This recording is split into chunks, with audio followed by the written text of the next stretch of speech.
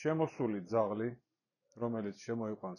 რომელსაც შემოიყვანს ეკიპაჟი, თავსდება ვოლიერში, ყრუნდება 8 საათი, მზადდება საოპერაციოდ, დგება კათეტერი, მუშავდება საოპერაციო ადგილი, მუშავდება ყური, სადაც ბირკა უნდა დაედოს, ვახდენთ მის სტერილიზაციას და კასტრაციას.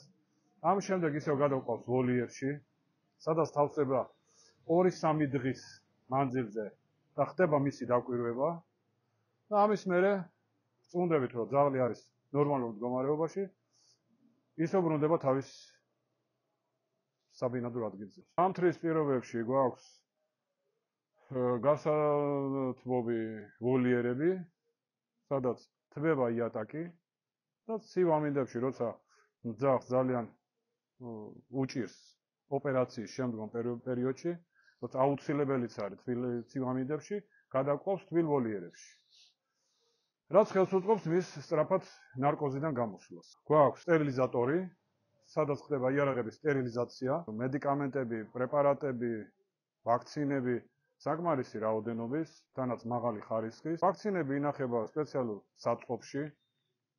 საწყობში მოთავსებული არის მაცივარი, სადაც ინახება +4 გრადუს ტემპერატურაზე შესანახ პირობებში. ბიოლოგიური ნარჩენები, რაც ოპერაციის შემდეგ იყრება სპეციალურ ტომრებში, ამისით კრემატორიუმში გადატანა და დაწვა.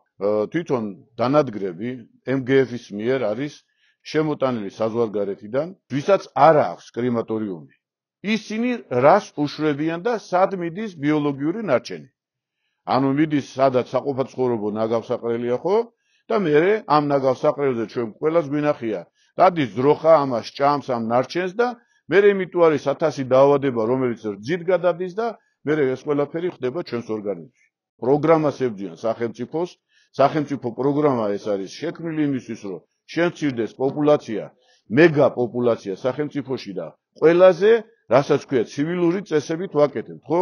სტერილიზაცია, კასტრაციით. არ ხოცავთ ძაღლებს, როგორც ზოგიერთ ქვეყნებში, ბატონ თამაზე ელიზბარაშვილს.